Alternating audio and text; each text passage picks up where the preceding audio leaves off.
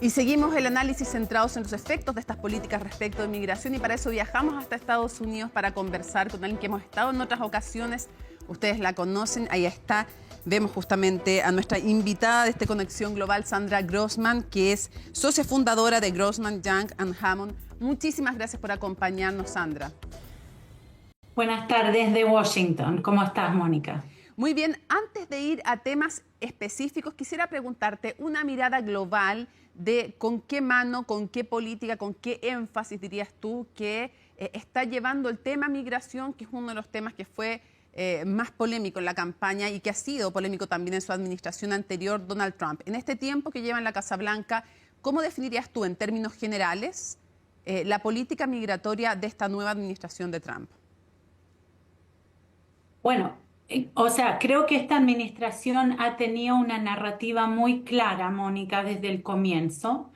Y esa narrativa propone que los inmigrantes llegan a tener tasas de criminalidad mucho más alto que los ciudadanos en Estados Unidos, que agotan a los recursos públicos y que amenazan a la seguridad social. O sea, eso hacía la narrativa de esta administración. Yo creo que desde la primera vez que corrió para ser presidente Trump.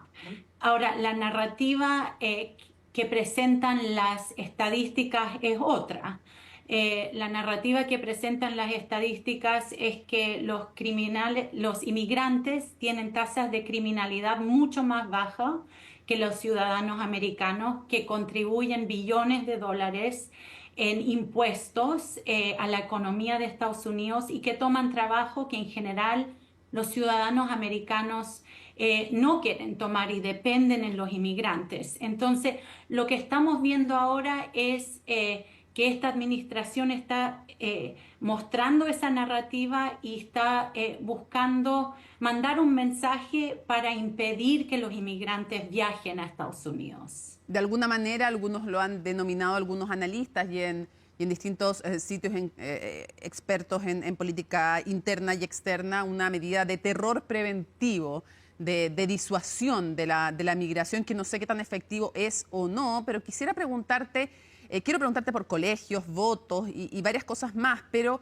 obviamente conversábamos hace algunos momentos con otro analista y el tema que analizábamos justamente es, con Carl Mitcham, es este tema de las deportaciones o expulsiones más bien directas, haciendo alusión a esta normativa de 1812 y que ha significado tal vez en lo más llamativo de estos días estos vuelos con venezolanos, algunos pertenecientes al Tren de Aragua, otros que el propio presidente Trump ha reconocido que no son pertenecientes al Tren de Aragua y que los manda no deportados, expulsados, que son dos cosas distintas, a su país de origen, sino que los manda a El Salvador, un tercer estado donde entran a una cárcel.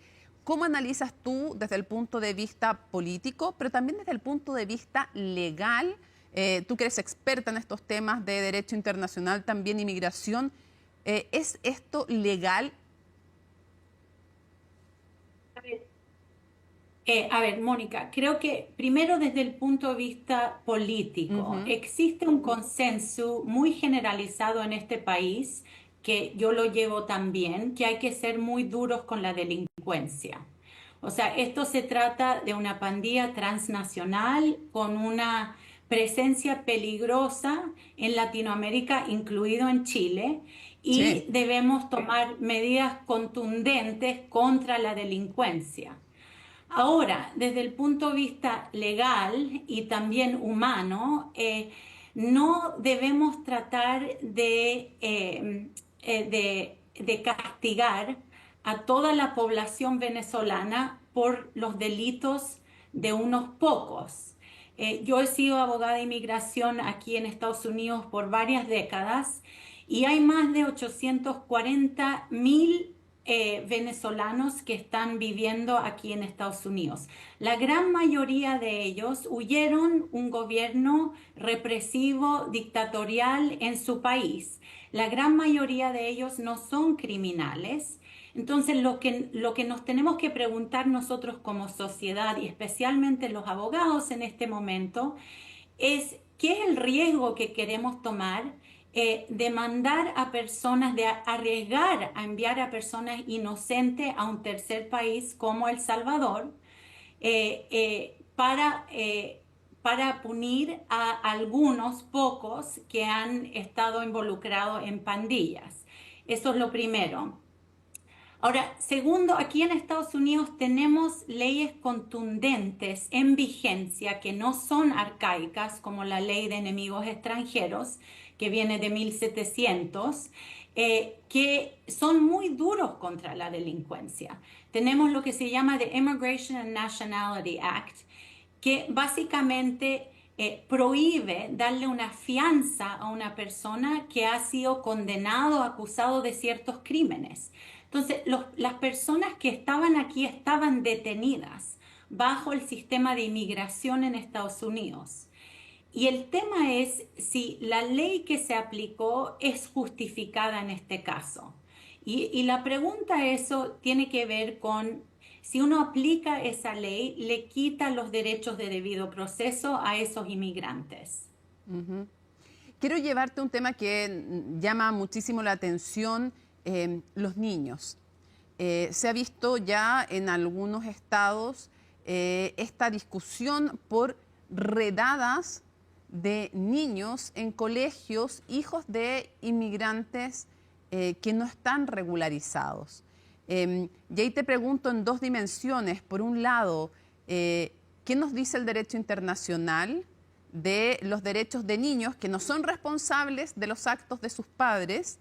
Y si los países están obligados a darles educación o no, y el hecho de ir a hacer una redada en un colegio, que son, junto con, entiendo, hospitales y otros lugares considerados como lugares sensibles, donde es complejo entrar a hacer una redada, más aún con un menor de edad. Entonces, te pregunto, ¿cómo se ve hoy día esa situación? ¿Qué tan extendida está? ¿Y cómo está reaccionando también la opinión pública respecto de estas redadas? Bueno, o sea, a ver, desde un punto de vista legal, Mónica, los inmigrantes, incluyendo los inmigrantes indocumentados en este país, tienen el derecho a debido proceso. No se les pueden privar de libertad, de su vida, de su propiedad, y eso incluye también un derecho a educación. Ahora, la administración de Trump lo que quiere hacer básicamente es dejar esto en gran parte como una decisión a los estados, Ya. en vez de que sea una ley federal, garantizar la educación. Ahora, si uno toma en cuenta el derecho a debido proceso, el derecho a educación, yo creo que para la gran mayoría de personas ver que están allanando a los colegios, a las iglesias, a los lugares públicos, a donde esta gente antes conseguía protección, creo que va a tener un impacto muy grande en cómo las personas están percibiendo esta administración. ¿Y lo de los niños en particular ha generado polémica y rechazo? O sea, yo creo que en la primera administración, cuando se vieron niños separados de sus padres, encarcelados en jaulas, eso sí tuvo un impacto grande en el voto en este país. Y vamos a ver esta vez hay un nuevo mandato. Claramente esta administración está usando todos los recursos que tienen a su disponibilidad para mandar este mensaje para inmigrantes que tienen la idea de viajar a Estados Unidos, que aquí no van a tener, no solo no van a tener protección, pero tampoco van a tener el derecho a obtener una educación para los niños y pueden enfrentar incluso una detención de sus hijos. Entonces, ese es el mensaje que se está mandando. Vamos a ver cómo el público americano lo toma en el futuro, en los votos para no solo para la nueva presidencia, pero también para el Congreso que viene en menos de 2 años. Ahora, quiero preguntarte qué otras restricciones, Sandra, se han ido provocando a los migrantes Por ejemplo, también en algunos estados, tú hablas de que la idea es que esto sea una ley o una normativa de cada estado, que quede en manos de cada estado y no una ley federal. Es bueno explicarle a quienes nos ven que cuando hablas de leyes federales te refieres a las leyes nacionales, justamente, que rigen para todo el país.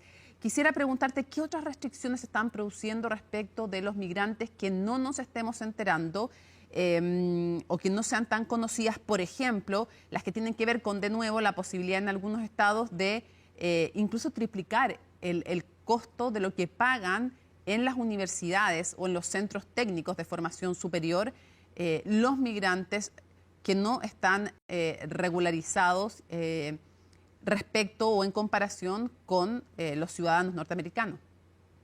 ¿Qué otras más? A ver, lo que quiero dejar claro, Mónica, es que siempre hemos tenido leyes vigentes en este país Sí, claro. que son en realidad muy duros contra los inmigrantes. O sea, en lo que se llama el Immigration and Nationality Act, que es el acta de inmigración, se establece más de 12 diferentes lo que se llaman grounds of deportability, razones por la cual una persona que está admitida en el país puede ser deportada o excluida de Estados Unidos.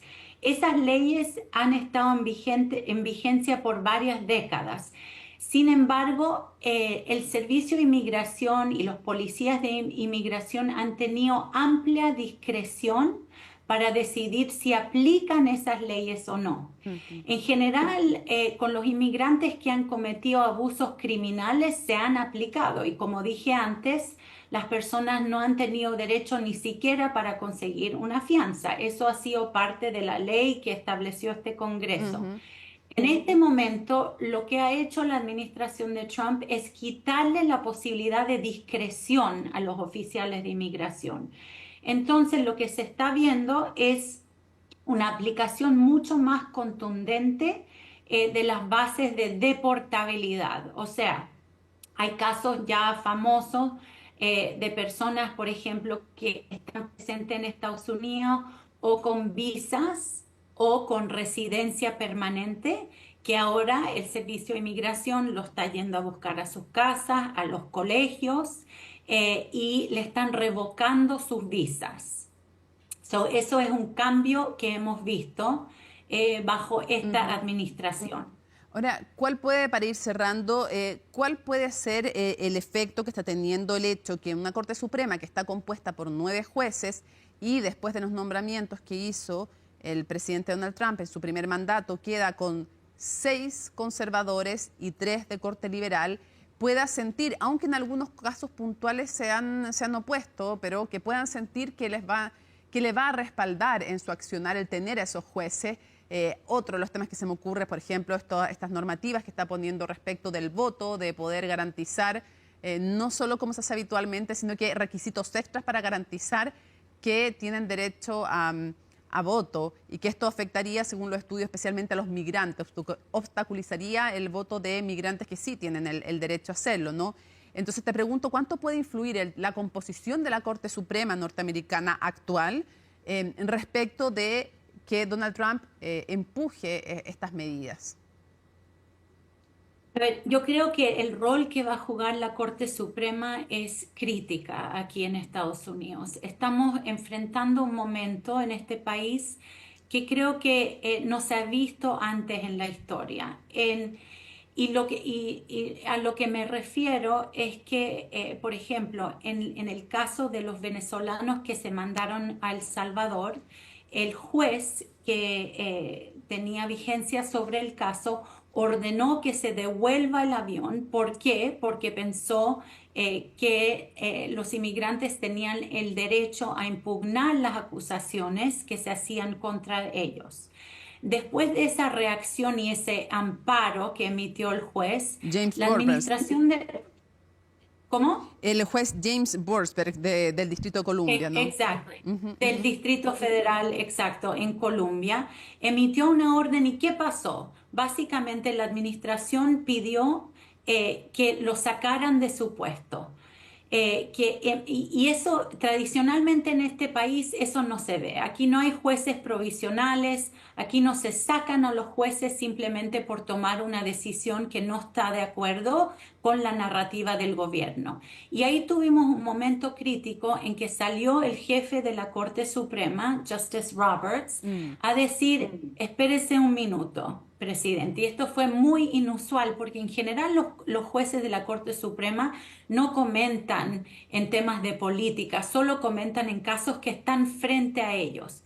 Pero en este caso, un juez conservador salió y dijo, en este país, la manera que lidiamos con decisiones que nos parecen ilegal o no favorable es a través de una apelación, pero no intimidamos a los jueces, no los intimidamos con sacarlos de su puesto. Entonces, creo que la esperanza en el país aquí es que la Corte Suprema va a jugar ese rol de un chequeo, un check, como se dice Check and aquí, balance. contra el, exacto, contra el poder del Ejecutivo, que es muy amplio.